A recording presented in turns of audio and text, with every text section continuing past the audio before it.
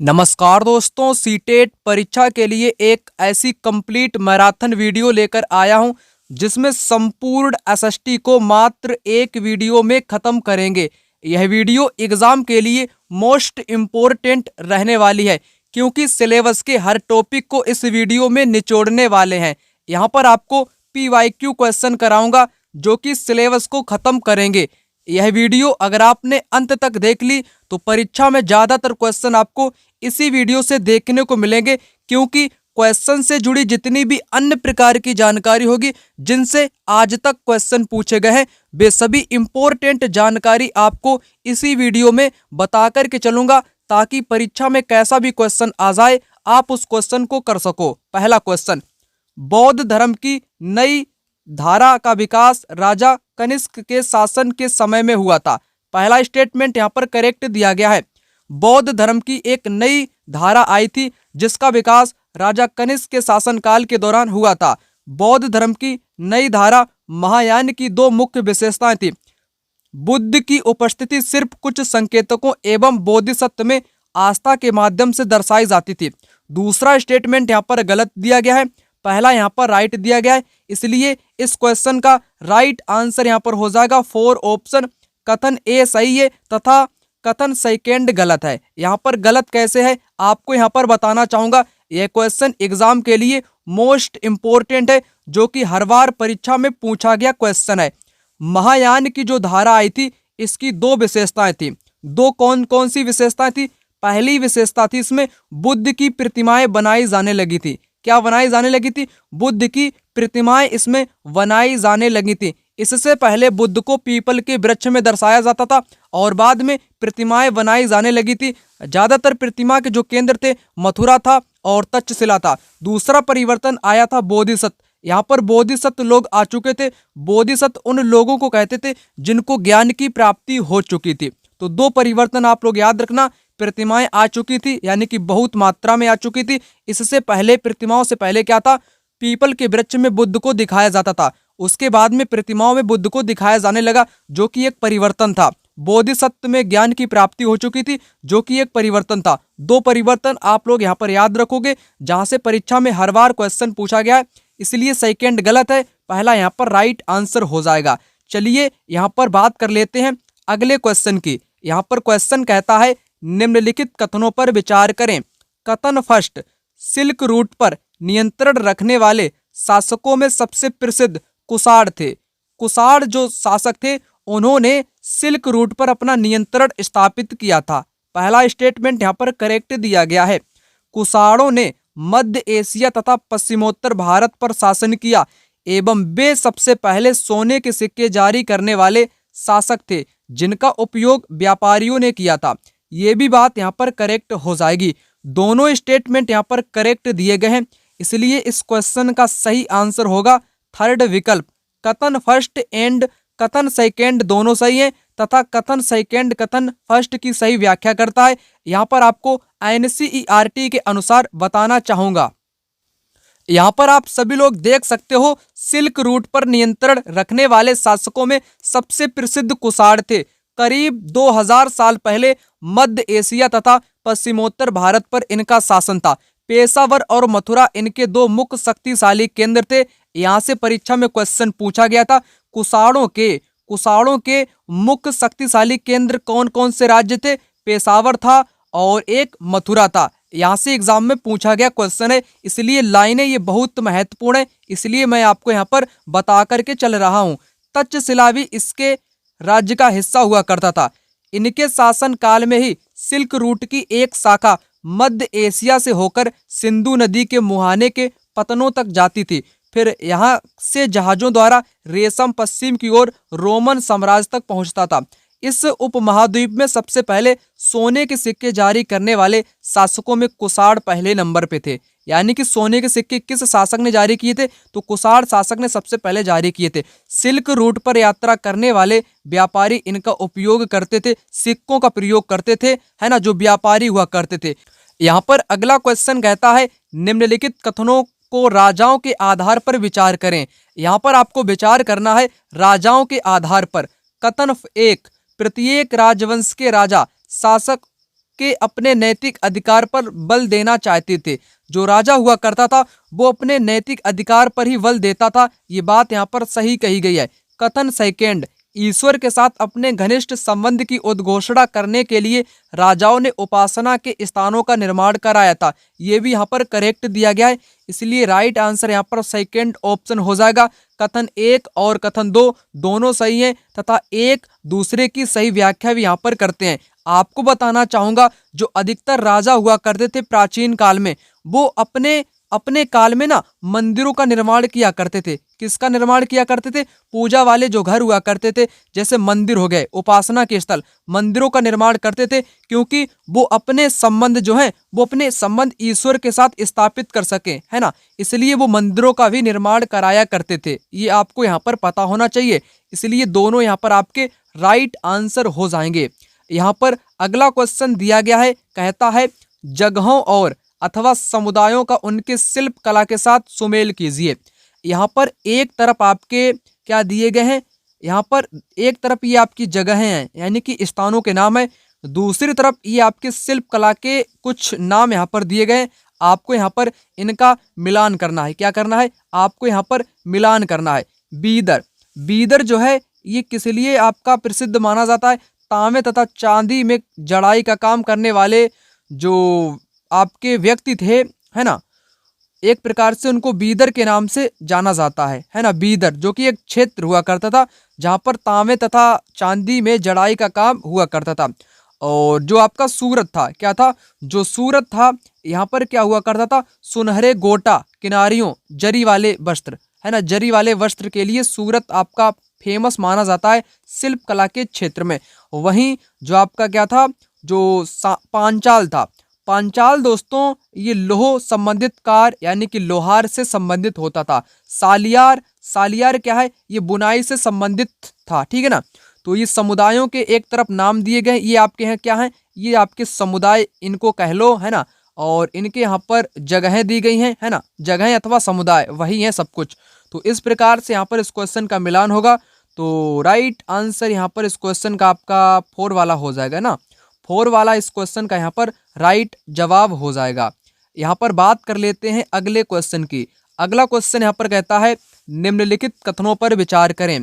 कथन फर्स्ट और सेकंड यहाँ पर दिए गए हैं। इस क्वेश्चन को करने से पहले एक गुजारिश यहाँ पर आपसे करना चाहूँगा। आज से पहले मैंने कभी भी कोई डिमांड नहीं करी है, परंतु इस वीडियो में डिमांड करूँगा। किस चीज़ की डिमांड करूँगा? वो भी यहाँ पर डिमांड करने वाला हूँ 1000 कमेंट की, है ना। 1000 कमेंट इस वीडियो में आने चाहिए, है ना। जितने भी लोग इस वीडियो को देख रहे होंगे ना, सभी लोगों को एक एक कमेंट यहाँ पर करना अति आवश्यक है। इस वीडियो में कुल मिलाकर के 1000 कमेंट आप सभी लोगों के द्वारा होने चाहिए, है ना। मैंने यहाँ पर डिमांड रखी है, क्या रखी है? 1000 कमेंट की यहाँ पर डिमांड रखी है। अगर 1000 कमेंट यहाँ पर पूरे हो जाते हैं, पेपर से पहले आपको एक ऐसा शानदार तोहफा यहाँ पर प्रदान करूंगा जो कि परीक्षा में रामबाण साबित होगा। इसलिए इस वीडियो में 1000 कमेंट करना अति आवश्यक है। सभी लोग मिलकर के इस वीडियो में 1-2 कमेंट करेंगे तो 1000 कमेंट यहाँ पर पूरे हो जाएंगे, ठीक है ना। तो चलिए क्वेश्चन को यहाँ पर सोल्व करते हैं। कथन फर्स्ट, अशोक ने अपने अभिलेखों में यह सुझाव दिया कि कर्मकांड किसी काम के नहीं है। मौर्य वंश के साम्राज्य में लोग विभिन्न धर्मों का अनुसरण करते थे तथा कभी कभी विवाद एवं पशु बलि तक पहुंच जाता था। दोनों सही दिए गए हैं, इसलिए राइट आंसर यहाँ पर इस क्वेश्चन का जो सही जवाब होगा वो 4 वाला यहाँ पर हो जाएगा। कारण भी यहाँ पर सही दिया गया है। यह क्वेश्चन आप लोग मोस्ट इंपोर्टेंट कर सकते हो, हर बार एग्जाम में पूछा गया है। जो अशोक था, राजा अशोक था ना, उसने अपने अभिलेख में यह सुझाव दिया है कि जो कर्म कांड है वो किसी काम के नहीं थे, है ना, और इसने सभी धर्मों का अनुसरण किया था। कभी कभी विवाद पशु की बलि तक भी पहुंच जाया करता था। राइट हो जाएंगे आपके दोनों। तो एक बात और आपको बताना चाहूँ, इसी क्वेश्चन से जुड़ी जो हर बार परीक्षा में पूछी जाती है, शायद आपको पता हो, ठीक है ना। अशोक एक राजा था। धम आपको पता होगा ना, अशोक का धम एक धर्म था। अशोक ने किस धर्म को अपनाया था? धम्म धर्म को अपनाया था। इसमें क्या था? कोई भी कर्म कांड नहीं थे, है ना, बलि प्रथा भी नहीं थी, ना ही किसी प्रकार के कोई कर्म कांड थे। इसको हर व्यक्ति अपना सकता था, है ना। तो यहाँ से क्वेश्चन पूछा जाता है धम्म से। इसमें सभी के प्रति सम्मान था, आदर था, प्रेम भाव था, वही था धम्म। धम्म में ना महामत, महामत, महामत मतलब यहाँ पर आपका कुछ इसी प्रकार से नाम है। महामत जैसे अधिकारियों की नियुक्ति की जाती थी, है ना, अधिकारी की यहाँ पर नियुक्ति की जाती थी धम्म में, जो कि शिक्षा दिया करते थे धम्म की शिक्षा देने के लिए, ठीक है ना। महामत जैसे लोगों को यहाँ पर नियुक्त किया जाता था, ठीक है ना, धम्म में। तो ये एग्जाम में क्वेश्चन पूछा जाता है धम्म के बारे में। कर्म कांड का इसमें कोई भी आपकी बात नहीं की जाती है, ना ही बलि प्रथा की बात करी जाती है, एकदम सिंपल तरीके की बात की जाती है ना, कोई कर्म कांड की व्यवस्था नहीं थी, ठीक ना। तो आपके उसी से संबंधित यहाँ पर क्वेश्चन है, जो कि दोनों आपके यहाँ पर सही हो जाएंगे और सही कारण भी यहाँ पर आपके हो जाएंगे। चलिए बात कर लेते हैं यहाँ पर अगले क्वेश्चन की। यहाँ पर क्वेश्चन दिया गया है, यह क्वेश्चन आप लोग मोस्ट इंपोर्टेंट कर लेना, पिछली बार भी यह क्वेश्चन एग्जाम में पूछा गया है, तो यह क्वेश्चन आपसे परीक्षा में अधिक से अधिक बार पूछा गया, इसलिए मोस्ट इंपोर्टेंट है। निम्नलिखित शब्दों का उत्तर भारत के गांवों में उनके साथ यहाँ पर मिलान करना है। तो ग्राम भोजक आपने कई बार पढ़ा होगा, है ना, NCERT हिस्ट्री में ना। और जो गृहपति होता है, दास कर्मकार होता है, क्या होते हैं ये लोग यहाँ पर, ठीक है ना। तो यहाँ पर आपको मिलान करना है। यहाँ पर आपके 4 दिए गए हैं और यहाँ पर ये आपके 3 दिए गए हैं। तो अब आपको यहाँ पर करना है, मिलान करना है। ग्राम भोजक आपको मालूम होगा ना, ग्राम भोजक ये भूस्वामी था, बड़ा भूस्वामी था, यानी कि ग्राम प्रमुख था। ग्राम प्रमुख कौन था? ग्राम प्रमुख दोस्तों कौन था? ग्राम भोजक था। गृहपति क्या था? गृहपति जो था ये स्वतंत्र कृषक था, है ना। दास क्या था? दास एक प्रकार का नौकर था, है ना, जो कि दूसरों की जमीन पर काम करने वाले लोगों को ही दास कहते थे। शिल्पकार क्या होता है? शिल्पकार तो आपके कारीगर को बोलते हैं, क्या बोलते हैं? कारीगर को शिल्पकार बोलते हैं। तो यहाँ पर सेकंड आपका नहीं होगा, है ना, सेकंड यहाँ पर किसी का भी नहीं होगा। सेकंड जिन जिन में लगा होगा वो यहाँ पर आपका कटेगा। ये इसमें है सेकंड लगा हुआ, इसमें भी सेकंड लगा हुआ, इसमें भी सेकंड लगा हुआ। तो आंख मूंद कर इस क्वेश्चन का राइट आंसर आपका पहला वाला हो जाएगा, है ना। पहला वाला यहाँ पर इस क्वेश्चन का बिल्कुल सही जवाब हो जाएगा, है ना, 100% सही जवाब हो जाएगा। तो मोस्ट इंपॉर्टेंट क्वेश्चन है, स्क्रीनशॉट भी आप लोग इस क्वेश्चन का ले सकते हो, क्योंकि परीक्षा में कई बार क्वेश्चन आपके एग्जाम में पूछा जा चुका है। चलिए आइए बात कर लेते हैं यहाँ पर अगले क्वेश्चन की। यहाँ पर इस क्वेश्चन को भी मैं मोस्ट इंपॉर्टेंट कहूँगा। आप लोग लगातार वीडियो को देख ही रहे होगे। तो रैयतवारी हो गया, महलवारी हो गया, स्थायी बंदोबस्त हो गया, यहाँ से तो क्वेश्चन भर भर के एग्जाम में हर बार पूछे जा रहे हैं। तो आप लोग यहाँ पर इन क्वेश्चन को भी समझते हुए चलो, ताकि हर क्वेश्चन आपसे कोई भी क्वेश्चन परीक्षा में छूटे ना, है ना। तो यहाँ पर कहा गया है कथन फर्स्ट, राजस्व में रैयतवारी व्यवस्था ने किसानों यानी कि रैयतों और खेतीहर कृषकों के बीच सीधा संबंध स्थापित किया। रैयतवारी व्यवस्था में ग्राम प्रमुख के माध्यम से राजस्व की उगाही पर बल दिया गया। इस क्वेश्चन का राइट आंसर दोस्तों आपका हो जाएगा पहला वाला, ए सही है, बी गलत है। कैसे बी गलत है दोस्तों? जो रैयतवारी थी क्या थी? यहाँ पर लिखना चाहूंगा, रैयतवारी व्यवस्था थी। इसको रीड, अलेक्जेंडर रीड तथा थॉमस मुनरो 2 व्यक्तियों ने मिलकर के चालू किया था, मद्रास वाले क्षेत्र में, दक्षिण भारत वाले क्षेत्र में, है ना। रैयतवारी में सीधे तौर पर किसान से कर वसूला जाता था। किसान को ही रैयत के नाम से भी जाना जाता है, यानी कि किसान से ही डायरेक्ट कर वसूला जाता था। दूसरे में लिखा था रैयतवारी व्यवस्था में ग्राम प्रमुख से कर वसूला जाता था, नहीं, यहाँ पर डायरेक्ट किसानों या खेतीहर से ही कर वसूला जाता था। पहला वाला राइट है। ग्राम प्रमुख या ग्राम का मुखिया या गांव का मुखिया किस में था? ये था आपके महलवाड़ी में, है ना।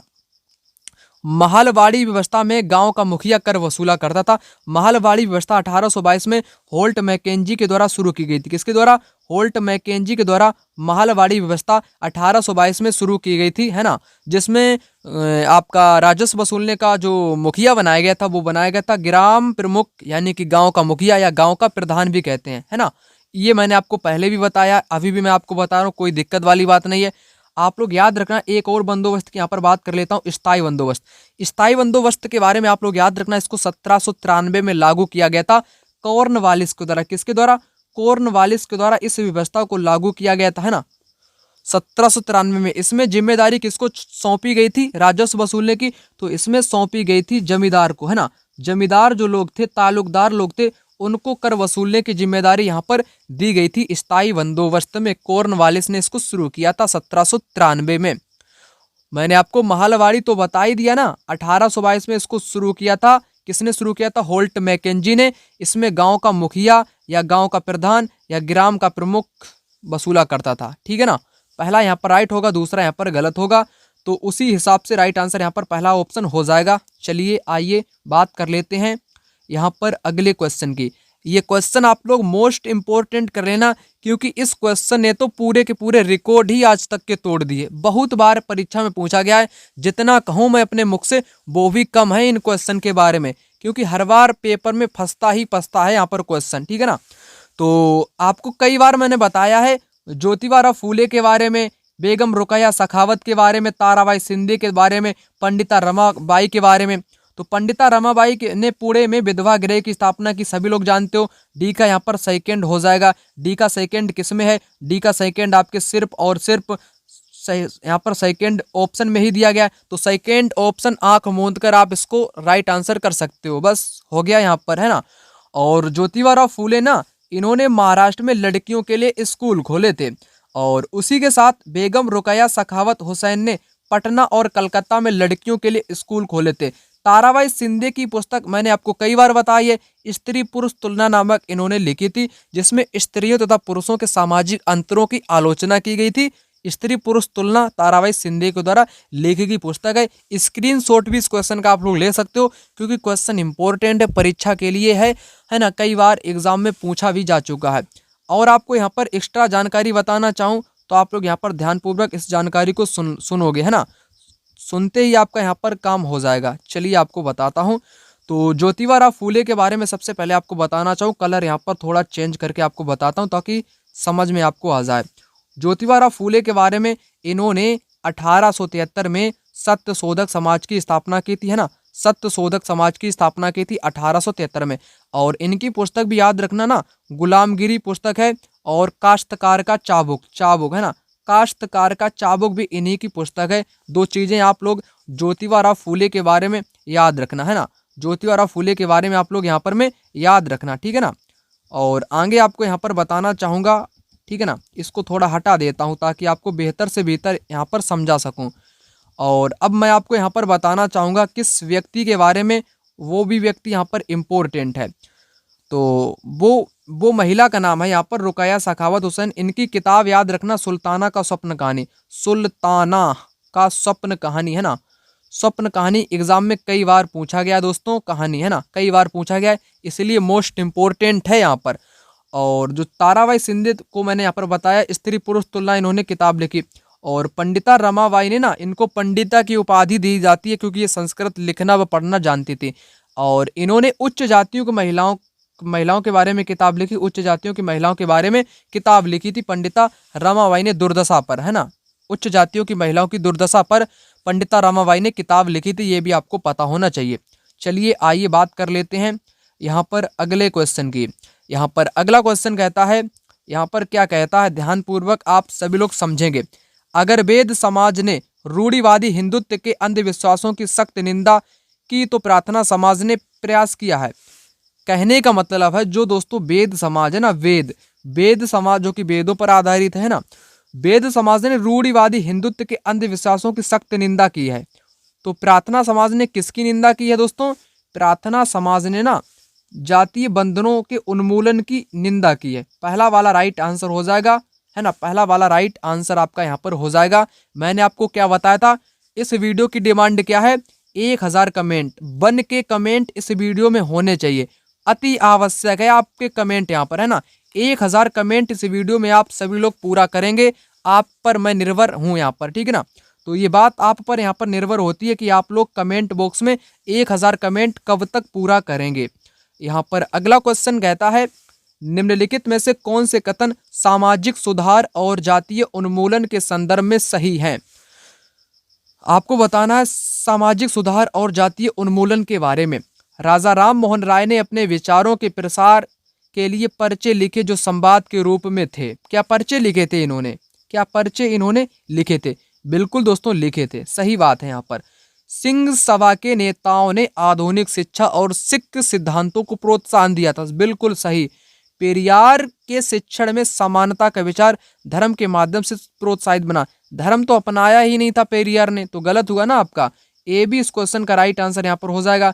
पेरियार को याद रखना, इन्होंने स्वाभिमान आंदोलन या आत्म सम्मान जिसको कहते हैं, आत्म सम्मान कह लो या इसको स्वाभिमान कह लो, है ना, स्वाभिमान भी इसको कह सकते हो, आंदोलन की शुरुआत की थी क्या नाम है इनका, ईवी रामास्वामी पेरियार, जिनको नायकर के नाम से भी जाना जाता है। और इन्होंने भगवत गीता, मनुस्मृति, जैसे मनुस्मृति हो गई, भगवत गीता हो गई, रामायण हो गई, महाभारत हो गई जैसे ग्रंथों के ये कट्टर आलोचक थे। तो यहाँ पर सी गलत है, ए और बी इस क्वेश्चन में सही हो जाएंगे, ए और बी। चलिए बढ़ते हैं अगले क्वेश्चन की तरफ। अगला क्वेश्चन यहाँ पर क्या कहता है, ध्यानपूर्वक पढ़ेंगे। राष्ट्रवाद के उदय को प्रतिबिंबित करने के लिए निम्नलिखित को प्रारंभिक से नूतन क्रम में लगाएं। आपको प्रारंभिक का मतलब होता है शुरू से, नूतन यानी कि पीछे, शुरू से अंत तक लगाएं। सबसे पहले इनमें क्या हुआ था, है ना, सबसे पहले क्या हुआ, उसके बाद में क्या हुआ, उसके बाद में क्या हुआ था। तो सबसे पहले यहाँ पर क्या चीज घटना घटित हुई, प्रारंभिक से नूतन। इसका मतलब आप लोग नहीं समझ पाओगे, इंग्लिश वाला आप लोग यहाँ पर देख सकते हो, है ना। तो अरेंज आपको यहाँ पर करना है, अर्लिस्ट टू रेसेंट। अर्लिस्ट यानी कि पीछे से आपको रेसेंट यानी कि तत्काल की तरफ आना है। आपको सबसे पुरानी तिथि ढूंढनी है, फिर उसके बाद नई तिथि ढूंढनी है। तो यहाँ पर आपको बताता हूँ, सबसे पहले यहाँ पर क्या चीज आई होगी। तो सबसे पहले भारतीय लोगों को संप्रभु होना चाहिए, ये चेतना जागृत हुई थी, ये नंबर आपके पहले पे आएगी। ए तो यहाँ पर पहला होगा ही होगा। ए किसमें पहले पे दिया गया, थर्ड में दिया गया, तो थर्ड आपका यहाँ पर राइट आंसर हो जाएगा। आंख मूंद कर आप इसको करेक्ट कर सकते हो। उसके बाद भारतीय राष्ट्रीय कांग्रेस की स्थापना हुई थी, है ना। कांग्रेस की स्थापना कब हुई थी, 1885 में हुई थी ना। और उसके बाद वर्नाक्युलर एक्ट बाद में आया था, इल्वर्ट बिल आपका ये भी बाद में आया था, है ना। तो इस प्रकार से आपका यहाँ पर हो जाएगा क्रम, है ना। अर्लिस्ट टू रेसेंट, रेसेंट में क्या आएगा, रेसेंट में आपका आ जाएगा भारतीय राष्ट्रीय कांग्रेस की स्थापना, जो कि रेसेंट में हुई थी, है ना, रेसेंट में हुई थी 1885 में। और ये सभी चीजें उससे पहले की यहाँ पर दी रखी हैं। आगे यहाँ पर क्वेश्चन दिया गया, कहता है राष्ट्रीय आंदोलन के मध्यमार्गी नेताओं। मध्यमार्गी नेता कौन थे, यहाँ पर आपको पता चलेगा। यहाँ से भी मध्यमार्गी नेता से भी एग्जाम में कई क्वेश्चन अब तक पूछे गए, इसलिए मोस्ट इंपोर्टेंट क्वेश्चन आप लोग इसको कह सकते हो। चलिए आपको यहाँ पर बताता हूँ। जो मध्यमार्गी नेता थे, इन्होंने देश की आर्थिक तबाही के विरुद्ध जनमत निर्माण किया था, है ना, जनमत निर्माण किया था अंग्रेजों के खिलाफ में। आगे यहाँ पर क्वेश्चन दिया गया है, कहता है कथन फर्स्ट, 1954 में दूसरी पंचवर्षीय योजना तैयार की गई। कथन सेकंड, दूसरी पंचवर्षीय योजना में निजी संस्थानों के नियंत्रण में भारी उद्योगों के विकास पर बल दिया गया। आपको यहाँ पर इस क्वेश्चन का बिल्कुल सही जवाब बताना है। क्या होगा इस क्वेश्चन का जवाब, तो यहाँ पर आपको करेक्ट आंसर बताना अगर मैं चाहूँ तो मेरे हिसाब से तो यहाँ पर आपको दोनों ही गलत हैं, दोनों ही यहाँ पर गलत हैं। दूसरी पंचवर्षीय योजना पहली तो आपकी 51 में चली थी, इसके 5 वर्ष बाद 1956 में ना दूसरी आई थी। दूसरी पंचवर्षीय योजना 56 में आई थी, ना कि 54 में आई थी। इसलिए आपके दूसरा वाला भी यहाँ पर दोस्तों गलत हो चुका, दूसरा वाला भी यहाँ पर गलत हो चुका, ठीक है ना। यानी कि पहला स्टेटमेंट यहाँ पर गलत हो चुका। दूसरी पंचवर्षीय योजना 1956 में आई ना, निजी संस्थानों के नियंत्रण में भारी उद्योगों के विकास पर बल दिया गया। भारी उद्योग ही नहीं, सिर्फ परिवहन हो गया, सड़क हो गया, विभिन्न प्रकार से इसमें बल दिया गया था। ये भी एक प्रकार से गलत है। तो दोनों आपके यहाँ पर कैसे हो जाएंगे दोस्तों, गलत हो जाएंगे। तो राइट आंसर आपका यहाँ पर सेकंड वाला हो जाएगा। फर्स्ट एंड सेकंड दोनों ही यहाँ पर आपके गलत हो जाएंगे। चलिए कोई बात नहीं, आगे बात कर लेते हैं। आगे क्वेश्चन है यहाँ पर सौर मंडल के बारे में। तो सौर मंडल से भी अक्सर परीक्षा में कई बार क्वेश्चन पूछे गए, ये भी इम्पोर्टेंट टॉपिक है। तो यहाँ पर सौर मंडल के बारे में सब कुछ आपको बता देता हूँ, ताकि बार बार आपको यहाँ पर जानकारी को ढूंढने की कोई दिक्कत का सामना ना करना पड़े, ठीक है ना। तो सौर मंडल के बारे में यहाँ पर क्वेश्चन है, आंतरिक ग्रह गैस और तरल पदार्थों से बने होते हैं, जबकि बाह्य ग्रह चट्टानों से बने होते हैं। बाह्य ग्रह आंतरिक ग्रहों की तुलना में बड़े आकार के होते हैं। कुछ बाह्य ग्रहों के चारों ओर छल्ले पाए जाते हैं। क्या होगा इस क्वेश्चन का सही जवाब, तो सही जवाब की अगर मैं बात करूं, यहाँ पर इस क्वेश्चन का राइट आंसर तो पहला तो गलत दे दिया गया, दूसरा यहाँ पर सही दे दिया गया है। आपको बताना चाहूंगा जो आंतरिक ग्रह होते हैं ये आपकी चट्टान से बने होते हैं। आंतरिक काहे से बने होते हैं? ये आपके चट्टान से बने होते हैं ना। और जो आपके बाह्य ग्रह होते हैं ये आपके तरल पदार्थ से बने होते हैं। यहाँ पर विपरीत कर दिया गया है, इसलिए पहला यहाँ पर दोस्तों गलत हो चुका है। पहला गलत इसलिए हो चुका है। ये भी आपको चीज यहाँ पर यानी कि इम्पोर्टेंट बिंदु है, इसी को भी आपको याद के रखना है। आंतरिक वाले कैसे होते हैं? चट्टान से होते हैं। अंदर वाले चट्टान के होते हैं, क्योंकि अंदर ही चट्टान पाई जाती है। ट्रिक क्या आप लोग याद रखोगे? चट्टान कहाँ पर है? चट्टान आपके धरातल में भी पाई जाती है मजबूत वाली, तो अंदर याद रखोगे। बाहर क्या होता है? बाहर पानी होता है। पानी कैसा होता है? तरल होता है। इससे भी आप लोग याद कर सकते हो थोड़ी बहुत ट्रिक अपना के, है ना।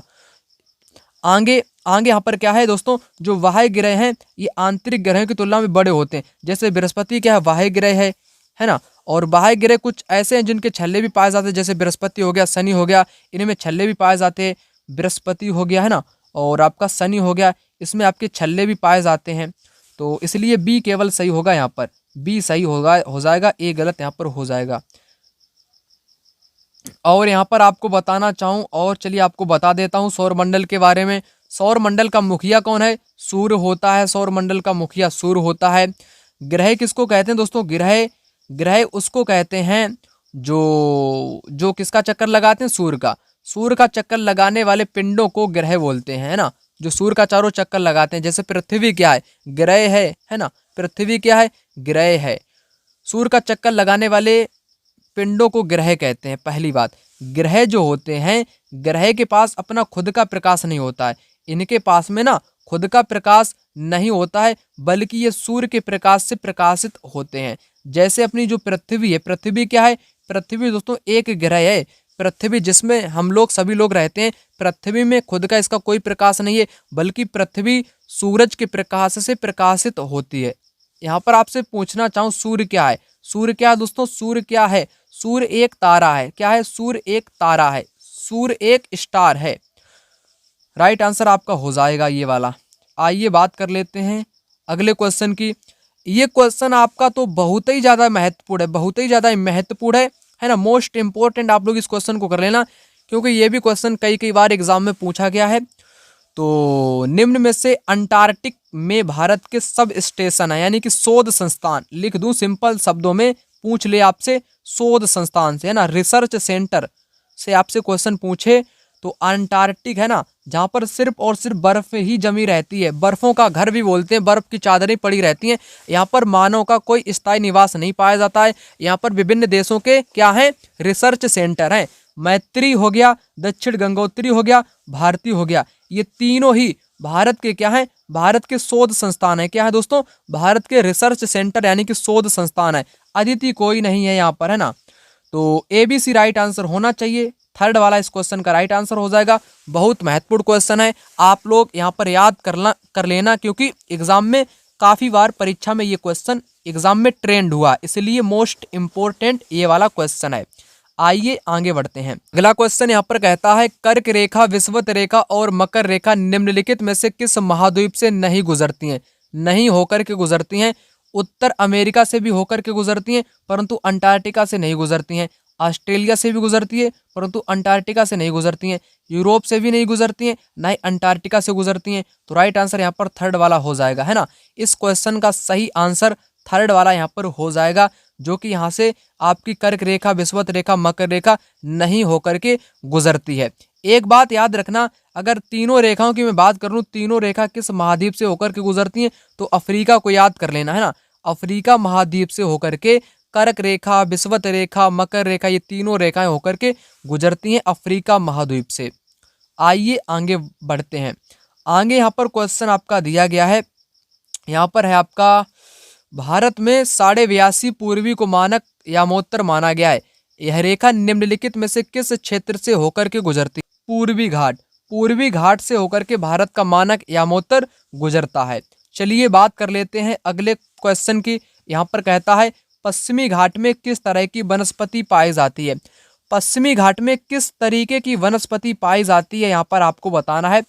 पश्चिमी ढालों पर उष्णकटिबंधीय वर्षावन तथा पूर्वी ढालों पर कंटीली झाड़ियां पाई जाती हैं। तो पहला वाला यहाँ पर राइट आंसर आपका हो जाएगा। बाकी आपके गलत यहाँ पर दिए गए हैं। पश्चिमी घाट में ना पश्चिमी ढालों पर उष्णकटिबंधीय वर्षा वन पाए जाते हैं और पूर्वी ढालों पर कटीली झाड़ियां पाई जाती हैं। आइए आगे बढ़ते हैं। आगे यहाँ पर क्वेश्चन कहता है, सहारा मरुस्थल से गुफा चित्रों से नदियों और विभिन्न प्रकार के जानवरों को दिखाया गया है। यह दर्शाता है कि सहारा मरुस्थल एक समय में ना ये हरा भरा मैदान हुआ करता था। क्या हुआ करता था? तो यहाँ पर क्या होगा, सहारा के लोग बहुत कल्पनाशील, सहारा के लोग दुनिया घूम गए थे, सहारा के क्षेत्र में जलवायु परिवर्तन हुआ, विदेशी सहारा क्षेत्र में रहते थे। तो राइट आंसर होगा जलवायु परिवर्तन। यहाँ पर दोस्तों सहारा मरुस्थल एक जमाने में ना प्राचीन काल में हरा भरा मैदान हुआ करता था। कैसा? हरा भरा मैदान हुआ करता था। इतिहासकार बताते हैं क्योंकि यहाँ पर में जो गुफाएं से चित्र प्राप्त हुए उसमें नदी हो गया, मगरमच्छ हो गया, जानवर हो गया, उन सभी को यहाँ पर में दर्शाया गया है। तो कह सकते हैं कि एक समय पहले ये हरा भरा मैदान हुआ करता था, जलवायु परिवर्तन के कारण ऐसा हुआ होगा। तो थर्ड वाला इस क्वेश्चन का यहाँ पर बिल्कुल सही जवाब हो जाएगा। आइए बात करेंगे यहाँ पर अगले प्रश्न की। छोटे आकार वाले वृक्ष और घास स्थलों का निर्माण करते हैं। आर्द्रता की मात्रा वृक्षों के आकार और उनके घनत्व को प्रभावित करती है। क्या होगा इस क्वेश्चन का सही जवाब? तो सही जवाब इस क्वेश्चन का यहाँ पर हो जाएगा आपका पहला वाला स्टेटमेंट। दोनों सही दिए गए हैं और यहाँ पर मैं सही व्याख्या भी करते हैं। यहाँ पर अगला क्वेश्चन, निम्नलिखित में से कौन सी स्थायी पवनें हैं? स्थायी पवनें वह होती जो किसी एक निश्चित दिशा में ही बहती रहती हैं। निश्चित दिशा वाली को बोलते हैं स्थायी पवनें। तो यहाँ पर आपको बताना है कौन सी हो जाएंगी। व्यापारिक पवनें और पश्चिमी पवनें ये कैसी हैं? ये हैं आपकी स्थानीय पवनें। ठीक है ना? ठीक है ना? चलिए आइए आगे बात कर लेते हैं। आगे यहाँ पर क्वेश्चन दिया गया है, ये भी एक क्वेश्चन महत्वपूर्ण है। ये भी आप लोग मोस्ट इम्पोर्टेंट क्वेश्चन कर लेना क्योंकि एक से अधिक बार परीक्षा में पूछा गया क्वेश्चन है। यहाँ पर कहता है पवनों के बारे में, पवन के बारे में। पवनें उच्च दाब से निम्न दाब की ओर बहती हैं। बिल्कुल सही कहा गया है। पवन हमेशा ही उच्च से ना निम्न की ओर बहती हैं, उच्च से ना निम्न की ओर पवनें बहती हैं। तो पहला स्टेटमेंट यहाँ पर आंख मूंद कर करेक्ट दिया गया है। पवनों की दिशा निर्धारण में पृथ्वी का अपने अक्ष पर घूमना भी एक कारक के रूप में प्रभावित करता है। क्या ये सेकंड वाला यहाँ पर इस क्वेश्चन का सही जवाब होगा? तो ये भी आपका सही हो तो जाएगा यहाँ पर सही, लेकिन व्याख्या नहीं करेगा ना। ये तो सही है, ये भी सही है, होता है प्रभावित, लेकिन सही व्याख्या थोड़ी ना है वायु दाब की। यहाँ पर दाब की बात कही गई है, यहाँ पर उसके दिशा की बात कही गई है। ये दोनों बातें अलग अलग हो जाएंगी, इसीलिए राइट आंसर आपका सेकेंड ऑप्शन यहाँ पर हो जाएगा। आपको यहाँ पर पुनः याद दिलाना चाहूँ, इस वीडियो का टारगेट मैंने क्या रखा है? 1000 कमेंट, है ना। 1000 कमेंट इस वीडियो में आप सभी लोगों के द्वारा पूरे होने चाहिए, है ना। 1000 कमेंट आप सभी लोगों के द्वारा यहाँ पर कंप्लीट होने चाहिए। ठीक है ना। यहाँ पर अगला क्वेश्चन कहता है, ठीक है ना, क्या कहता है? निम्नलिखित कथनों ए तथा बी को पढ़ें। विभिन्न जलवायविक दशाओं के चलते भारत में प्राकृतिक वनस्पतियों में काफी भिन्नता पाई जाती है। ये तो बात यहाँ पर बिल्कुल सही दी गई है, कोई दिक्कत वाली बात नहीं है, ऐसा होता ही है। किसी क्षेत्र विशेष की प्राकृतिक वनस्पति केवल वहाँ होने वाली वर्षा पर निर्भर होती है? नहीं भैया, वर्षा पे केवल निर्भर नहीं होती है, उसकी ऊंचाई पर निर्भर होती है, वहाँ की भूमि पर निर्भर होती है ना, तमाम प्रकार से निर्भर होती है, ना कि केवल वर्षा पर ही निर्भर हो। तो ये बात तो यहाँ पर गलत हुई ना, दूसरी वाली, पहली तो सही हुई। केवल और केवल ए इस क्वेश्चन का राइट आंसर यहाँ पर हो जाएगा। यहाँ पर आ चुका है अगला क्वेश्चन। लौह एस से समृद्ध प्रिंस चार्ल्स पर्वत अवस्थित है। प्रिंस चार्ल्स पर्वत कहाँ पर है दोस्तों? आपको यहाँ पर बताना है। Prince Charles mountains which is the associate with iron और इज लोकेटेड। तो राइट आंसर यहाँ पर आपका हो जाएगा। क्या होगा इस क्वेश्चन का सही जवाब? तो ये अंटार्कटिका में है ना, अंटार्कटिका में है ये पर्वत आपका। आगे यहाँ पर क्वेश्चन दिया गया है, जो कि यहाँ पर क्वेश्चन कहता है दिए गए कारक किसी भी पदार्थ को संसाधन में परिवर्तित कर सकते हैं। कोई पदार्थ हो उसको संसाधन कौन सी चीज बना सकती है? समय बना सकती है और प्रौद्योगिकी बना सकती है या जरूरत बना सकती है। तो यहाँ पर राइट आंसर आपका हो जाएगा। तीनों आपके सही दिए गए हैं। अगर टाइम एंड टेक्नोलॉजी ये आपकी महत्वपूर्ण कारक होते हैं संसाधन को परिवर्तित करने में। जरूरत भी अगर पड़े तो संसाधन परिवर्तित हो सकते हैं पदार्थ से। तो तीनों चीजें आपकी यहाँ पर सही हो जाएंगी, बिल्कुल सही हो जाएंगी। आगे यहाँ पर क्वेश्चन दिया गया है, कहता है निम्नलिखित में से कौन सी रोपड़ कृषि विश्व के उष्णकटिबंधीय प्रदेशों में की जाती है। रोपड़ कृषि, रोपड़ कृषि को ना क्या बोलते हैं, बागाती कृषि बोलते हैं, बागाती कृषि भी बोलते हैं रोपड़ कृषि को। तो रोपड़ कृषि जो होती है वृहद वाले क्षेत्र में की जाती है, यानी कि बड़े वाले क्षेत्र में यह खेती की जाती है। इसमें टेक्नोलॉजी का भी प्रयोग किया जाता है, परिवहन के साधनों का भी इसमें प्रयोग बड़े स्तर पर किया जाता है। अगर मैं बात करूं रोपड़ कृषि के कुछ उदाहरणों की, केला हो गया है ना, और अनानास हो गया है ना, अनानास हो गया, और आपका क्या हो गया, रबड़ हो गया, चाय हो गई, काफ़ी हो गई। ये क्या है, ये आपकी रोपड़ फसलों के कुछ उदाहरणों के यहाँ पर नाम मैंने आपको गिनवाए। मलेशिया में रबड़ क्या है, ये भी दोस्तों एक प्रकार की रोपड़ कृषि के अंतर्गत ही आएगी। ब्राज़ील में कॉफ़ी ये भी आएगी, भारत में चाय ये भी आएगा, कनाडा में मक्का, मक्का तो भैया आपके ये तो मोटे अनाज होते हैं ना, ये तो अनाज वाले हैं, ये आपकी अनाज होते हैं एक प्रकार से, है ना, अनाज होते हैं। अनाज का मतलब मक्का तो आपकी आएगी किसमें, कृषि में आएगी, फल वैसे मतलब कि अनाज वाले में आएगी, रोपड़ कृषि में थोड़ी ना आएगी। तो डी यहाँ पर आपका गलत हुआ, डी जिन में वो आपका कटेगा, बचेगा कौन सा, यहाँ पर बचेगा आपका दूसरा वाला, है ना, दूसरा वाला इस क्वेश्चन का यहाँ पर दोस्तों बिल्कुल सही जवाब हो जाएगा, कोई दिक्कत की बात नहीं है, दूसरा यहाँ पर सही आंसर हो जाएगा। एक बात आपको बताना चाहूँ, रबड़ के बागान कहाँ पर अधिक हैं, तो मलेशिया में रबड़ सबसे अधिक होती है, याद रखना आप लोग, मलेशिया हो गया, इंडोनेशिया हो गया।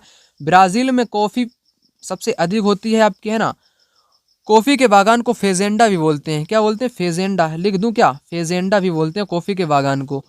भारत में चाय अधिक होती है, असम वाले क्षेत्र में होती है, पहाड़ी ढालों पर ये चाय की जाती है, पत्तियां को तोड़ा जाता है, आपको पता ही होगा। आइए आगे बात करूंगा, यहाँ पर आगे क्वेश्चन दिया गया है जो यहाँ पर कहता क्या है, डॉक्टर अंबेडकर से संबंधित है। समानता की खोज में डॉक्टर भीमराव अंबेडकर ने धर्म परिवर्तन कर किस धर्म को अपनाया था। इन्होंने बौद्ध धर्म को अपना लिया था ना, सभी लोग जानते होंगे, बौद्ध धर्म को अंबेडकर साहब ने यहाँ पर में अपना लिया था। चलिए आइए आगे बढ़ते हैं। आगे यहाँ पर क्वेश्चन दिया गया है, निम्नलिखित में से क्या विविधता का एक वैध उदाहरण नहीं है। अब आपको नहीं वाला बताना है, किसके बारे में, डाइवर्सिटी के बारे में। Which among the following is not a valid example of diversity. तो डाइवर्सिटी का उदाहरण नहीं है, 3 उदाहरण यहाँ पर होंगे, एक नहीं होगा ना, उसी को आपको ढूंढ करके बताना है। तो चलिए यहाँ पर आपको बताता हूँ कौन सा यहाँ पर इस क्वेश्चन का बिल्कुल सही जवाब होगा। एक गांव में अलग अलग समुदाय के लोग हैं जो अलग अलग धर्मों का पालन करते हैं। एक बात आपको बताना चाहूँ, डाइवर्सिटी यानी कि विविधता उसको कहते हैं जिसमें लोगों के धर्म अलग अलग हो सकते हैं, भाषाएं भी अलग अलग हो सकती हैं, रीति रिवाज अलग अलग हो सकते हैं, त्यौहार अलग अलग हो सकते हैं, खाना खाने के तरीके अलग अलग हो सकते हैं, पहनावे अलग अलग हो सकते हैं। यही तो आपकी विविधता होती है, क्या होती है, विविधता होती है।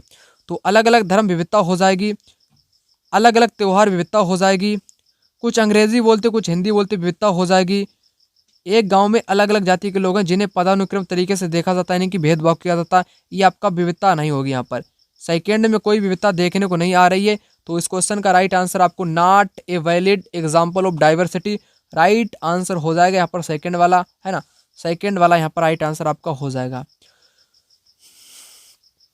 आगे क्वेश्चन यहाँ पर है, काउंसिल ऑफ स्टेट्स का भारत में ज़्यादा प्रचलित नाम क्या है। इसका भारत में ज़्यादा प्रचलित नाम क्या है, आपको यहाँ पर बताना है। राइट आंसर हो जाएगा दोस्तों Rajya Sabha. Rajya Sabha council of states है ना, स्टेटस कह लो या स्टेट, ठीक है ना, स्टेट राज्यसभा, राज्यसभा है ना। आइए आगे बात कर लेते हैं। आगे यहाँ पर है क्वेश्चन आपका दिया गया है, क्वेश्चन कहता है संसद में प्रश्नकाल सुनिश्चित करता है। संसद में जो सबसे पहला काल होता है, घंटा होता है, वो प्रश्नकाल से ही शुरू होता है। आपको यहाँ पर बताना है कार्यपालिका की विधायिका की तरफ जवाबदेही, पहला वाला राइट आंसर हो जाएगा, कार्यपालिका की विधायिका के तरफ जवाबदेही, ठीक है ना। आइए आगे बढ़ते हैं। आगे यहाँ पर क्वेश्चन कहता है निम्नलिखित में से क्या बाजार का एक प्रकार नहीं है। साप्ताहिक बाजार भी होते हैं, शॉपिंग कॉम्प्लेक्स, दादन व्यवस्था, मॉल। तो शॉपिंग कॉम्प्लेक्स भी होते हैं, मॉल भी होते हैं, परंतु ये पुटिंग आउट सिस्टम क्या, पुटिंग आउट सिस्टम, दादन व्यवस्था कोई बाजार थोड़ी ना है। क्या दादन व्यवस्था कोई बाजार होती है दोस्तों, क्या बाजार होती है? जी हाँ, जी नहीं होती है। जी नहीं होती है। दादन व्यवस्था में व्यापारी कच्चे माल को बुनकर को देता है, वो होती है दादन व्यवस्था। बाजार आपका पूछा था, सप्ताह में बाजार लगते हैं जिनको साप्ताहिक बोलते हैं। शॉपिंग कॉम्प्लेक्स भी होते हैं, मॉल भी होते हैं, जो कि बाजार ही होते हैं एक प्रकार से। आइए आगे बात कर लेते हैं। यहाँ पर क्वेश्चन कहता है, जीविकोपार्जन के लिए अपनाए गए दादन व्यवस्था में एक बुनकर को क्या नुकसान होता है। बुनकर को क्या नुकसान होता है आपको यहाँ पर बताना है। बाजार में कपड़े के मूल्य पर बुनकर का कोई नियंत्रण नहीं होता है, सारा मुनाफा व्यापारी का होता है। सारा मुनाफा किसका होता है, व्यापारी को होता है। यहाँ पर थर्ड वाला इस क्वेश्चन का राइट आंसर यहाँ पर हो जाएगा। आगे यहाँ पर क्वेश्चन आ चुका है रोजा पार्क्स के बारे में। रोजा पार्क्स ने बस में एक अश्वेत पुरुष के लिए अपनी सीट देने से इनकार कर दिया। वह आधुनिक इतिहास में किस बड़े आंदोलन की शुरुआत थी। तो राइट आंसर यहाँ पर हो जाएगा संयुक्त राज्य अमेरिका का नागरिक आंदोलन, है ना। आगे यहाँ पर क्वेश्चन दिया गया है। क्वेश्चन कहता है आंगनवाड़ी क्या है ना। What are anganwadis. महिला संरक्षण गृह, बाल गृह, मिड डे मील केंद्र या वृद्ध आश्रम। राइट जवाब इस क्वेश्चन का आपका क्या होगा, राइट जवाब होगा बाल गृह। आंगनवाड़ी क्या है, चाइल्ड केयर सेंटर है ना, चाइल्ड केयर सेंटर है, बाल गृह है। आगे यहाँ पर क्वेश्चन दिया गया है। क्वेश्चन में क्या कहा गया, ध्यानपूर्वक समझने का प्रयास करेंगे। क्वेश्चन यहाँ पर कहता है किसी नागरिक के भौतिक अधिकारों का हनन होने पर उसके द्वारा न्यायालय में जाने का अधिकार निम्नलिखित में से कौन सुनिश्चित करता है। कौन सुनिश्चित करता है, इसको तो सुनिश्चित करता है आपका संवैधानिक उपचारों का अधिकार, है ना। कानून के जो मनमाने ढंग होते हैं उनको रोकने में न्यायालय जाने में संवैधानिक उपचारों का अधिकार काम में आता है। अगला क्वेश्चन यहाँ पर कहता है निम्न कथनों पर विचार कीजिए और पहचानिए कि सत्ता एवं शक्ति का दुरुपयोग हो रहा है। आपको ऐसे कथन बताने हैं जिसमें सत्ता व शक्ति का दुरुपयोग होता हो। मंत्री द्वारा ठोस तकनीकी कारणों के चलते परियोजना को मंजूरी ना देना, मंजूरी ना देना, ये तो इसमें कोई शक्ति का दुरुपयोग तो होता नहीं दिखाई दे रहा है। ये तो यहाँ पर सही है, आपको दुरुपयोग वाला बताना है। उच्च अधिकारी द्वारा पुलिस स्टेशन में फोन करके रिश्तेदार के खिलाफ शिकायत दर्ज करने के लिए ना कहना। तो ये यहाँ पर रिश्तेदार की बात करी गई है, यानी कि उसका रिश्तेदार संबंधित है अधिकारी का, उसकी शिकायत नहीं होगी। तो ये सत्ता का यहाँ पर दुरुपयोग तो ही हो रहा है, ये तो सही है, दुरुपयोग हो रहा है इसमें। कक्षा मॉनिटर द्वारा एक गरीब छात्र पर झूठा आरोप लगाना। मॉनिटर को यहाँ पर शक्ति व सत्ता प्राप्त हो गई है स्कूल की, है ना, बच्चों के बीच में। तो वो किसी बच्चे पर झूठा आरोप लगा रहा है, वो भी बच्चा है गरीब, तो ये भी दुरुपयोग तो हो ही रहा है ना मॉनिटर का कक्षा में होना, जो कि दुरुपयोग है, एक प्रकार से सत्ता का दुरुपयोग है। तो बी और सी यहाँ पर दुरुपयोग होंगे। राइट आंसर इस क्वेश्चन का थर्ड ऑप्शन यहाँ पर हो जाएगा। आइए बात कर लेते हैं यहाँ पर अगले क्वेश्चन की। भारत में न्यायपालिका के विषय में निम्नलिखित में से कौन सा वाक्य यहाँ पर सही है। तो आपको यहाँ पर बताना है न्यायपालिका के विभिन्न स्तर पदानुक्रमित व्यवस्था में नहीं है, ये तो आपके क्रमित होते हैं, ये तो गलत है। यहाँ पर एक उच्च न्यायालय का न्यायाधीश देश का सर्वोच्च न्यायाधीश होता है। क्या सर्वोच्च न्यायाधीश होता है, ऐसा तो नहीं है। उच्चतम न्यायालय के फैसले के खिलाफ एक उच्च न्यायालय में सुनवाई की मांग की जा सकती है। न्यायपालिका के विभिन्न स्तर एक दूसरे से अपील व्यवस्था से जुड़े हुए हैं। राइट आंसर आपका 4 वाला यहाँ पर हो जाएगा, 4 वाला बिल्कुल राइट आंसर यहाँ पर आपका हो जाएगा। चलिए आइए आगे बढ़ते हैं। आगे यहाँ पर आपका क्वेश्चन आ चुका है। क्वेश्चन यहाँ पर कहता क्या है, आप लोग ध्यान से इसको समझेंगे। हाकिम शेख एवं पश्चिम बंग, दो व्यक्तियों के नाम है। हाकिम शेख एवं पश्चिम बंग खेत मजदूर समिति ने निम्नलिखित में से क्या मुहैया करवाने के लिए न्यायालय में याचिका दायर की थी। ठीक है ना, तो इन्होंने चिकित्सा एवं स्वास्थ्य सेवाओं दिलाने के लिए न्यायालय में अपनी याचिका दायर की थी, जो कि मजदूर समिति ने, है ना। चलिए आइए आगे बात कर लेते हैं। आगे क्या है क्वेश्चन, किसी समुदाय के बारे में रूढ़िवादी धारणाएं अक्सर उसके हाशियाकरण का कारण बनती है। किसका, हाशियाकरण का कारण बनती हैं, है ना। चलिए आइए बात कर लेते हैं। यहाँ पर आ चुका है अगला क्वेश्चन, जो कि यहाँ पर कहता है सामाजिक इतिहास के शिक्षण के समय शिक्षक को संवेदनशील होना चाहिए। क्यों होना चाहिए दोस्तों, इतिहास संदर्भ आधारित होता है, बिल्कुल सही दिया गया है। यहाँ बहुलित इतिहास यानी कि बहुत प्रकार का इतिहास होता है। इतिहास अखंड एवं विशिष्ट है। अखंड थोड़ी ना है इतिहासकार। अखंड का मतलब होता है जिसका कोई टुकड़ा ना किया जा सके, यानी कि खंड ना किया जा सके। ये बात तो गलत है। इतिहास विवादास्पद नहीं है। इतिहास आपका बहुत विवादास्पद है। इसमें कोई तिथियां निश्चित नहीं होती हैं, है ना। इतिहासकार अनुमान लगाते हैं, तो ये भी एक विवादास्पद ही है। यहाँ पर लिखा नहीं है, इसलिए ये भी गलत। ए और बी इस क्वेश्चन में राइट आंसर आपके हो जाएंगे। सेकेंड ऑप्शन ए और बी। चलिए आइए आगे बढ़ते हैं। अगला क्वेश्चन यहाँ पर कहता है, कौन सी शिक्षण शास्त्रीय रणनीति उच्च प्राथमिक स्तर के अधिगमकर्ताओं में अर्थ निकालने को प्रोत्साहित करेगी। अर्थ निकालने को, पाठ्य पुस्तक से परे जाकर बहुत सारी सूचनाएं प्रदान करना, यानी कि पाठ्य पुस्तक को छोड़कर अन्य चीजों की सूचना एकत्रित करना, क्या ये प्रोत्साहित करेगी? बिल्कुल भी प्रोत्साहित नहीं करेगी। अधिगमकर्ताओं को कक्षा में अन्वेषण करने व चर्चा करने के लिए कहना, क्या ये बात यहाँ पर सही होगी? ये बात यहाँ पर सही आपकी हो सकती है। प्रत्येक गलत उत्तर के लिए दंड देना, मारना, ये गलत होता है। मानक एवं मानकीकृत के लिए परीक्षण का प्रयोग, ये भी गलत है। राइट आंसर आपका यहाँ पर सेकेंड ऑप्शन हो जाएगा, है ना। सेकेंड ऑप्शन यहाँ पर हो जाएगा। यहाँ पर आप लोग इसको टैग वर्ड की सहायता से सोल्व कर सकते थे। आगे यहाँ पर क्वेश्चन दिया गया है। क्वेश्चन क्या कहता है, ध्यानपूर्वक समझेंगे। इतिहास की कक्षा में देशभक्ति को श्रेष्ठ रूप से विकसित किया जा सकता है। बिल्कुल किया जा सकता है। कैसे किया जा सकता है देशभक्ति को श्रेष्ठ, वही आपको यहाँ पर बताना है। राइट आंसर होगा सेकेंड वाला, देश एवं देशवासियों के लिए उत्तरदायित्व एवं संबंध होने की भावना को विकसित करने के लिए गतिविधियों द्वारा। सेकेंड राइट आंसर यहाँ पर हो जाएगा। आगे यहाँ पर क्वेश्चन दिया गया है, निम्नलिखित में से कौन समावेशी कक्षा का उदाहरण है? समावेशी कक्षा का यहाँ पर उदाहरण आपको बताना है। तो सभी विद्यार्थियों को एक ही कक्षा में पढ़ाना, अध्यापक द्वारा सभी के लिए एक समान शिक्षण विधि, एक समान सभी के लिए शिक्षण विधि और मूल्यांकन विधि का प्रयोग करना। क्या एक ही शिक्षण विधि का प्रयोग करेगा टीचर? ऐसा तो हो नहीं सकता है, ये गलत है।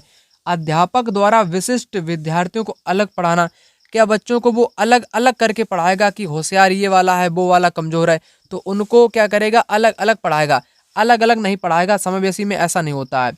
अध्यापक द्वारा विद्यार्थी के लिए साप्ताहिक मूल्यांकन की घोषणा करना और विशिष्ट विद्यार्थियों को परीक्षा के दिन अवकाश देना। क्या अवकाश देना, ये बात यहाँ पर आपकी लागू होगी? ये भी लागू नहीं होगी। लागू आपकी 4 वाली होगी। जब कोई बात नहीं लागू तो 4 वाली तो होगी ही होगी। अध्यापक द्वारा दृष्टिबाधित विद्यार्थियों को ब्रेल लिपि में लिखी शिक्षण सामग्री को उपलब्ध कराना, तो 4 वाला राइट आंसर यहाँ पर आपका हो जाएगा। आगे अब आपको यहाँ पर मिलान करना है। यहाँ पर क्या करना है? मिलान करना है। कैसे यहाँ पर आप लोग इसका मिलान करोगे? तो कोई प्रतिक्रिया नहीं की स्थिति, कोई प्रतिक्रिया की नहीं स्थिति, तो इसमें क्या होता है दोस्तों? कक्षा की स्थितियाँ दी गई हैं और यहाँ पर निर्णय दिया गया है। तो यहाँ पर आपको मिलान करना है। कोई प्रतिक्रिया नहीं स्थिति, अपूर्ण जवाब की स्थिति, अर्ध सत्य जवाब की तिथि, पूर्ण सत्य जवाब की स्थिति, वही आपको यहाँ पर बताना है। चलिए आपको बताता हूँ। कोई प्रतिक्रिया नहीं की स्थिति किसमें होती है? उत्साह देना, है ना। उत्साह देना में होती है ना। किसमें होती है? उत्साह देना में होती है। वहीं मैं बात कर लूँ अपूर्ण जवाब की। अपूर्ण जवाब में अधिक जानकारी मांगना, है ना। अधिक जानकारी मांगोगे यानी कि उसको अपूर्ण जानकारी वहाँ पर है। अर्ध सत्य यानी कि आधा सत्य पता हो, आधा सत्य पता हो, तो यहाँ पर क्या होगा इस क्वेश्चन का मिलान? तो यहाँ पर मैंने कुछ अर्ध सत्य जवाब पूछा है ना आपसे, तो ये हो जाएगा पुनः फोकस करना। अगर कोई चीज़ आधी सत्य है या आधी गलत है तो उस पर फोकस करने की आवश्यकता होती, फोकस लेने का निर्णय करना चाहिए। पूर्ण सत्य हो तो उस पर आलोचनात्मक जागरूकता को बढ़ाना चाहिए। इसी प्रकार यहाँ पर आपका मिलान हो जाएगा। अब आपको ढूंढना है यहाँ पर कौन सा सही होगा इस क्वेश्चन का। तो सही आंसर हो जाएगा यहाँ पर आपका थर्ड वाला, है ना। थर्ड वाला आपका राइट आंसर आपका हो जाएगा। कोई दिक्कत की बात यहाँ पर भी नहीं थी। तो आइए बात कर लेते हैं यहाँ पर अगले प्रश्न की। अभी तक दोस्तों आपने इस वीडियो को लाइक नहीं किया है, लाइक तो आप लोग कर ही सकते हो। आप लोगों के लिए इतनी मेहनत करता हूँ, दिन रात मेहनत करता हूँ, आपसे कई गुना ज़्यादा करता हूँ, तब आप लोगों को यहाँ पर कंटेंट दे पाता हूँ। तो आप लोग लाइक तो कम से कम कर ही दो ना वीडियो को।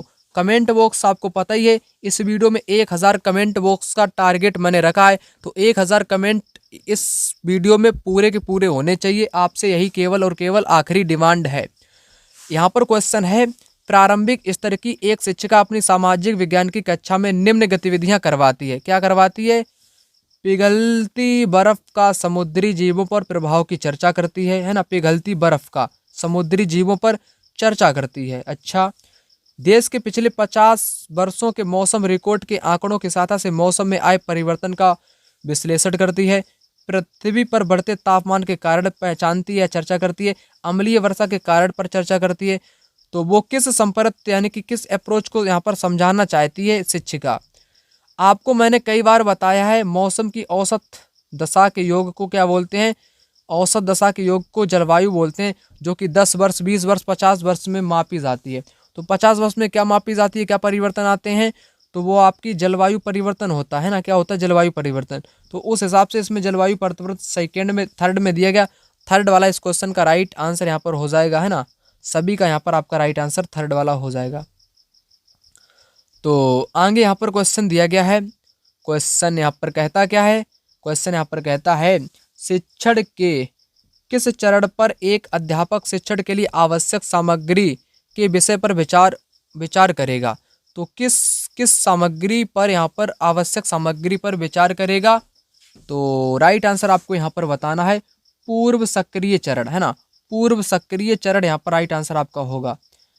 आगे यहाँ पर क्वेश्चन दिया गया है। यहाँ पर कहता क्या है, ध्यान पूर्वक आप लोग समझेंगे। सामाजिक विज्ञान में जांच प्रश्नों का उद्देश्य क्या होता है? जांच प्रश्नों का दोस्तों उद्देश्य आखिर क्या होता है? तो इसका उद्देश्य क्या होता है? सार्थक प्रश्नों की संख्या बढ़ाना। संख्या थोड़ी ना बढ़ती है। विद्यार्थियों के सोचने के पैटर्न को समझना भी होता है। विद्यार्थियों के उत्तर की गहराई को जानना भी होता है। B and C right answer यहाँ पर हो जाएगा बी सी, यानी कि थर्ड ऑप्शन करेक्ट आंसर यहाँ पर हो जाएगा। यहाँ पर अगला क्वेश्चन कहता है, भारतीय विविध सामाजिक संदर्भ यह अनिवार्य बना देता है कि सामाजिक विज्ञान की कक्षाएं पोषित करें। तो राइट आंसर आपको यहाँ पर बताना है। राइट आंसर हो जाएगा बृहद समाज ने सभी वर्गों के दृष्टिकोण को। आइए आगे यहाँ पर देखते हैं क्वेश्चन को।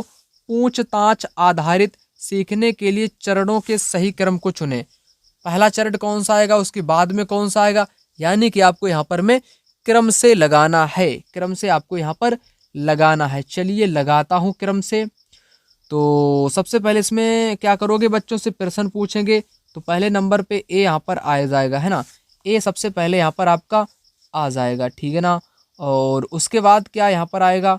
उसके बाद दोस्तों यहाँ पर आपका आ जाएगा, योजना बनानी पड़ेगी ना। प्रश्न पूछने के बाद योजना बनानी पड़ेगी 1 नंबर पे। फिर पूछताछ ये 2 नंबर पे आएगी। और उसके बाद जांच करेंगे ना, समूहों का जांच करेंगे, ये 3 नंबर पे आ जाएगी। उसके बाद दोस्तों क्या करेंगे, उसके बाद रिकॉर्डिंग करेंगे जो 4 नंबर पे आएगी। लास्ट में चिंतन करेंगे जो 5वें नंबर पे आएगी। तो इस हिसाब से आपको लगाना है। पहले नंबर पे क्या है, पूछताछ, है ना, प्रश्न पूछना वाली विधि। तो पहला यहाँ पर सही दिया गया है, उस हिसाब से राइट आंसर यहाँ पर आपका सेकेंड ऑप्शन यहाँ पर हो जाएगा। चलिए आइए आगे बढ़ते हैं। आगे यहाँ पर क्वेश्चन दिया गया है जो कहता है, निम्नलिखित कथनों पर विचार करें। कथन एक कहता है, सामाजिक विज्ञान शिक्षण एक विचारधारा को आत्मसात करने का साधन है। क्या ये बात यहाँ पर सही कही गई है? तो ये बात बिल्कुल यहाँ पर कैसी कही गई है? तो बिल्कुल सही कही गई है। सामाजिक विज्ञान ने शिक्षा शास्त्रीय पक्ष में थीमेटिक योजना लाभदायक है। थीमेटिक तो आपका एक प्रकार का मानचित्र होता है। तो बी गलत है ना। क्या गलत है? वी गलत है। ए सही है। ए सही, वी गलत। राइट आंसर आपका यहाँ पर पहला ऑप्शन इस क्वेश्चन का सही आंसर यहाँ पर हो जाएगा। चलिए आइए आगे बात कर लेते हैं। आगे यहाँ पर क्वेश्चन दिया गया है, इसमें कहा गया है, एक सामाजिक विज्ञान का शिक्षक औपनिवेशिक काल में महिलाओं की परिस्थिति को समझाने के लिए निम्नलिखित में से क्या सहायता कर सकता है? ठीक है ना, महिलाओं की परिस्थिति के बारे में। रुकैया सखावत हुसैन द्वारा सुल्ताना का स्वप्न कहानी, राज सुंदरी देवी आत्मकथा, आमार जीवोन, कृष्ण कुमार द्वारा लिखित पढ़ना जरा सोचना। क्या होगा यहाँ पर इस क्वेश्चन का सही जवाब? तो सही जवाब यहाँ पर आपका हो जाएगा केवल वी। रास सुंदरी देवी की आत्मकथा, है ना। तो आगे यहाँ पर क्वेश्चन दिया गया है जो कि यहाँ पर कहता है भारतीय स्वतंत्रता संग्राम अध्याय को पढ़ाने के लिए अध्यापक शिक्षक निम्नलिखित में से किस सामग्री का यहाँ पर उपयोग करेगा, वही आपको बताना है। समस्या समाधान, क्षेत्रीय सर्वेक्षण, स्रोत विधि। राइट आंसर यहाँ पर आपका हो जाएगा, बिल्कुल हो जाएगा। तो कौन सा हो जाएगा, सेकेंड ऑप्शन यहाँ पर होगा या फोर्थ वाला होगा, कौन सा होगा, फोर्थ वाला होगा, स्रोत विधि, है ना। स्रोत विधि यहाँ पर इतिहास में काम में आती है। आइए आगे बढ़ते हैं। आगे यहाँ पर क्वेश्चन दिया गया है जो कि कहता है निम्नलिखित में से कौन सा कथन परियोजना आधारित सीखने की विधि से संबंधित नहीं है। अब आपको ना यहाँ पर नहीं वाला बताना है जो कि परियोजना विधि से संबंधित ना हो। चलिए यहाँ पर आपको बताता हूँ कौन सा यहाँ पर सही होगा। तो सही हो जाएगा यहाँ पर, यह अनुरूपवादी दृष्टिकोण को बढ़ाती है, जो कि यहाँ पर गलत है, नहीं वाला आपको बताना था।